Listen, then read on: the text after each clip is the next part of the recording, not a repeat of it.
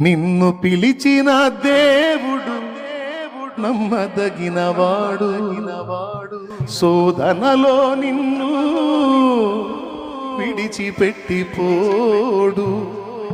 కంటి పాపల తోడుండి నిన్ను ఆదుకుంటాడు, కన్న తండ్రిలా తోడుండి నిన్ను కాచుకుంటాడు.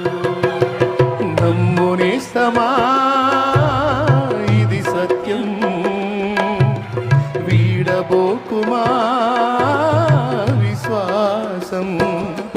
నీ ఆశ నిరాశ కానే కాదు, వేదన ఎందుకు? నీ కన్నీరు కలకాలముండదు, కలతే చెందకు.